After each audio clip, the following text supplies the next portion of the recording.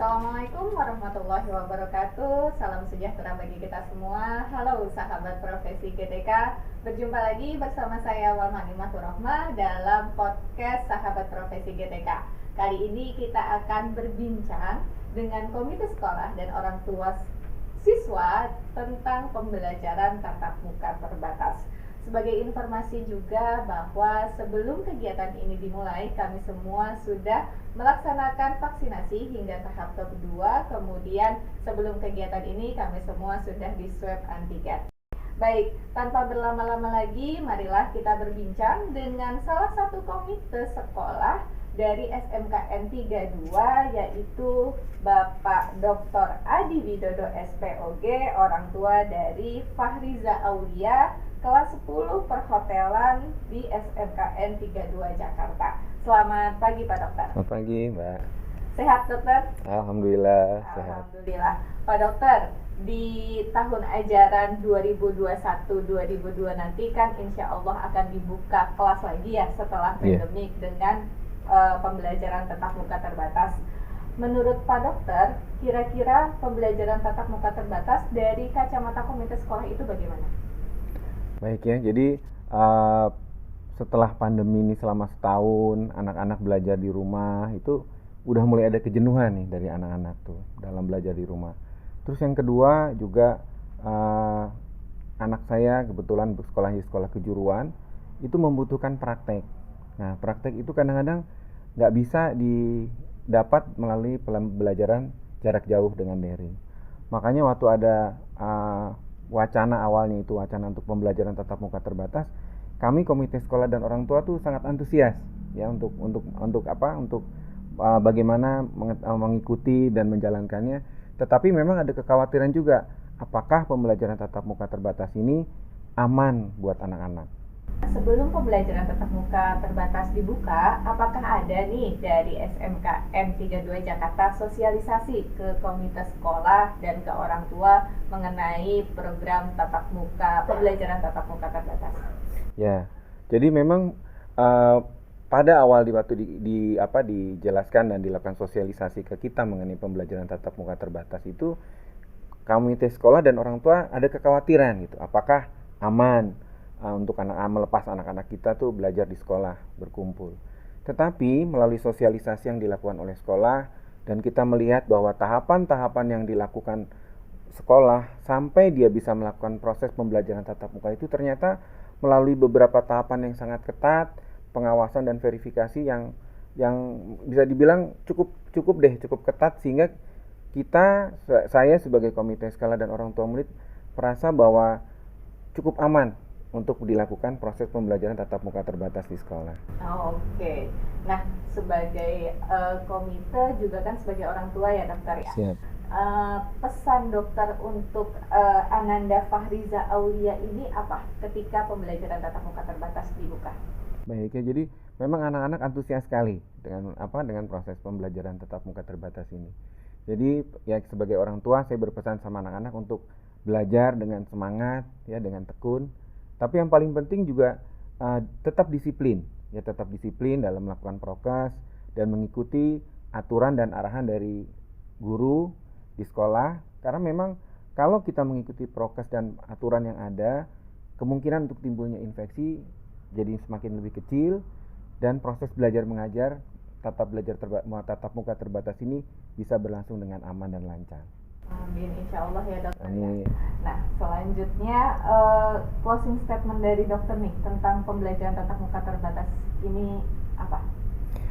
Pembelajaran tatap muka terbatas itu penting dan bermanfaat buat anak-anak, tetapi melaksanakan prokes kesehatan juga harus secara disiplin dan secara patuh. Belajar itu penting, tetapi sehat itu lebih penting lagi. Terima kasih. Terima kasih dokter atas waktunya berbincang-bincang bersama kami. Tetap sehat, tetap semangat ya dokter. Siap, ya. Alhamdulillah. Baik, sahabat profesi GTK, telah berakhir perbincangan kita dengan Dr. Adi Widodo selaku komite sekolah dari SMKN 32 Jakarta. Nanti akan ada lagi perbincangan kita dengan komite sekolah dari SMK Wisata. Baik, terima kasih dokter. Ya. Sampai jumpa.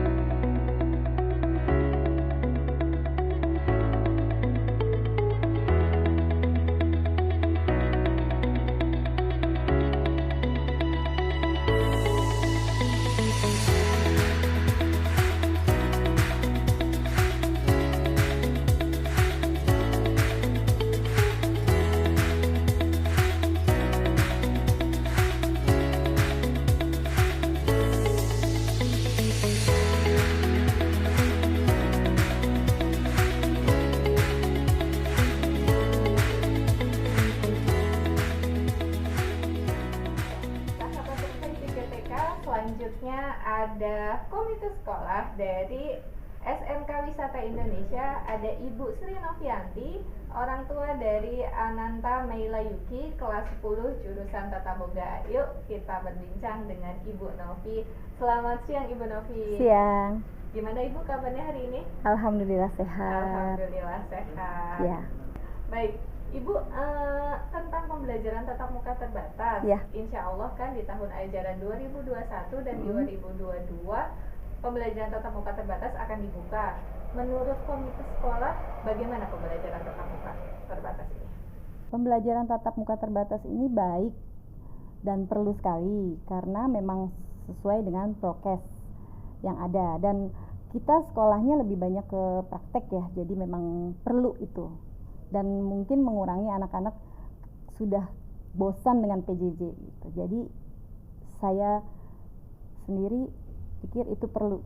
Oke.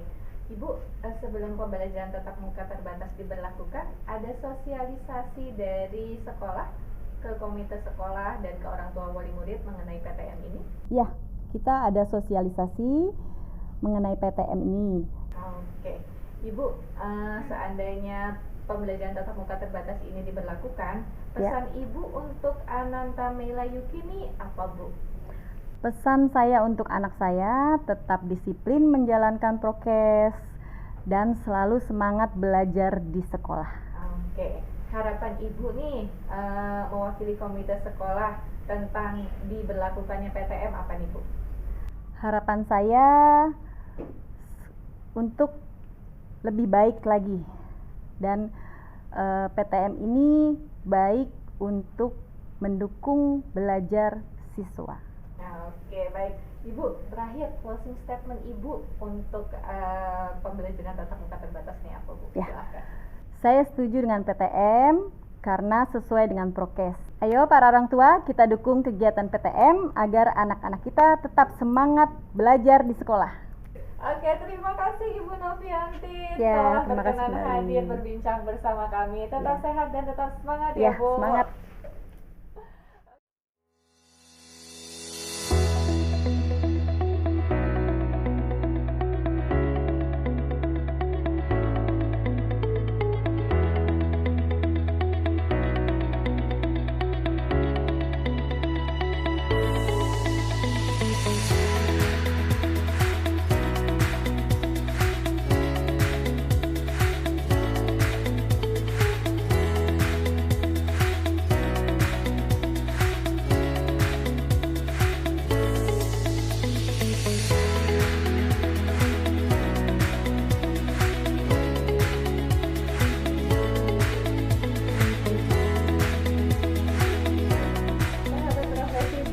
Selanjutnya kita akan berbincang dengan orang tua wali murid dari SMKN 32 Jakarta dengan Ibu Indah Mardiana. Beliau adalah orang tua dari Ananda Naila Fauza, kelas 12 di SMKN 32 Jakarta jurusan Busana. Selamat siang Ibu Indah. Siang. Oke. Ibu, gimana kabarnya hari ini? Alhamdulillah baik, sehat. Alhamdulillah sehat ya Bu ya. Ibu, tahun ajaran 2021 dan 2022 nanti kan ada pembelajaran tatap muka terbatas nih Bu.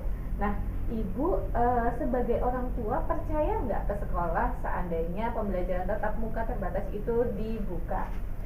Bismillah, insya Allah kami percaya dengan program sekolah untuk melaksanakan program tatap muka untuk KBM-nya, karena memang di pihak sekolah sendiri sudah secara maksimal menyiapkan prokes agar anak-anak bisa kembali ke sekolah untuk belajar dengan nyaman dan aman. Bu, dari sekolah ada nggak sosialisasi tentang pembelajaran tatap muka terbatas ke komite sekolah atau ke orang tua wali murid? Ya, Alhamdulillah dari SMK 32 melalui kepala sekolah dan komite sudah disosialisasikan dengan baik tentang rencana program sekolah tatap muka. Bahkan juga dari sekolah, melalui komite juga sudah memberikan Google Form untuk diisi para orang tua, bagaimana kesiapan dan kesepakatan para orang tua untuk melaksanakan program belajar tatap muka. Oke, Bu, sebelum pembelajaran tatap muka terbatas kan kemarin ada BDR dan PJJ ya? Betul. Nah, Ibu selaku orang tua bagaimana mendampingi anak Ibu ketika BDR dan PJJ? Pertama pastinya perlu sabar tingkat dewa, agak-agak emosi jiwa juga, tapi memang kondisinya pasti semua merasakan hal yang sama. Dan saya melihat saat ini anak-anak sudah mulai agak bosan dan ada kecenderungan rindu untuk bertemu dengan teman-teman dan gurunya di sekolah.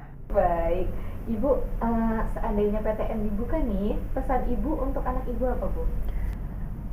Saya akan tetap memberikan pengertian kepada anak saya bagaimana dia harus menjaga kesehatan dirinya, menjaga imunnya supaya tetap bahagia. Katanya kalau imunnya bahagia, tumbuh kan akan sehat.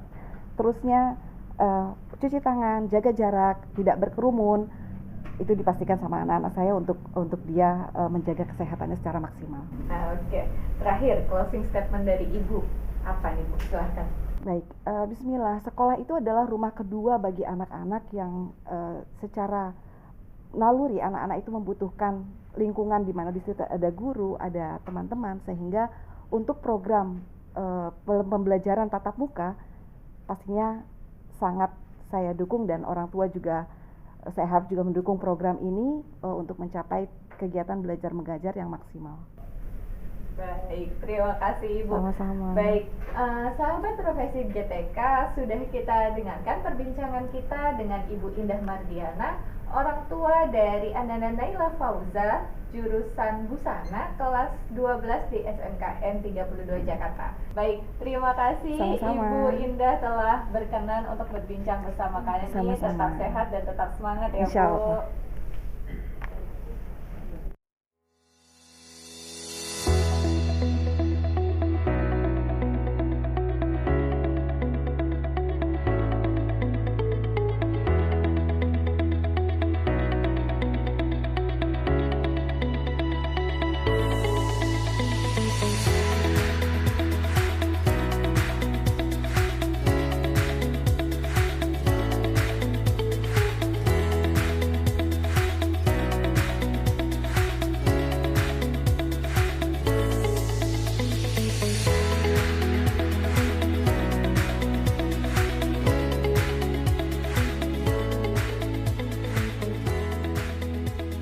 Bu, tahun ajaran 2021 dan 2022 nanti kan ada pembelajaran tatap muka terbatas nih, Bu.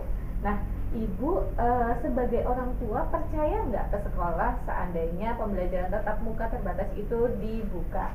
Saya percaya Mbak, karena di Sekolah Wisata Indonesia sudah menjalani protokol kesehatan yang sangat ketat. Bu, dari sekolah ada nggak sosialisasi tentang pembelajaran tatap muka terbatas ke komite sekolah atau ke orang tua wali murid?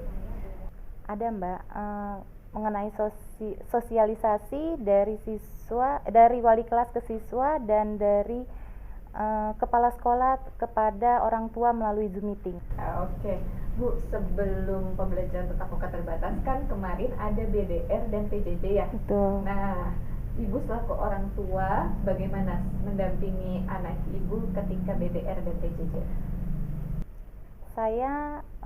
Saya mendampingi anak, tapi tidak 100% mendampingi ya, karena saya juga punya hal-hal yang banyak yang dikerjakan. Tapi saya mendukung dan selalu memberi motivasi dan semangat anak saya dalam belajar PJJ di rumah. Baik, Ibu, seandainya PTM dibuka nih, pesan Ibu untuk anak Ibu apa, Bu? Agar selalu menjaga protokol kesehatan di sekolahnya. Oke. Terakhir, closing statement dari Ibu apa nih, Bu? Silahkan. Saya mendukung dengan adanya PTM dengan menjalani protokol kesehatan yang sangat ketat. Baik, sahabat profesi GTK, demikianlah perbincangan kita tentang pembelajaran tatap muka terbatas bersama komite sekolah dan orang tua wali murid. Semoga kebijakan pembelajaran tatap muka terbatas memberikan solusi yang terbaik untuk pembelajaran di era pandemi ini. Sekian dari kami. Ingat selalu protokol kesehatan dan ingat selalu pesan Ibu, cuci tangan pakai sabun, jaga jarak, hindari kerumunan, pakai masker, kurangi mobilitas. Marilah kita menjaga diri sendiri agar tidak saling mencurigai satu sama lain. Tetap sehat, tetap semangat, selalu berkarya, dan jangan lupa untuk selalu berbahagia. Burung camar terbang di angkasa, lalu hinggap di pohon cemara. Demikianlah dari kami semua. Terima kasih untuk semuanya. Mohon maaf jika ada salah dan kata. Mari kita serentak bersama mewujudkan Merdeka Belajar untuk Indonesia Maju. Saya Walmah Nimatur Rohmah undur diri, mohon pamit. Terima kasih sekali lagi dan sampai jumpa.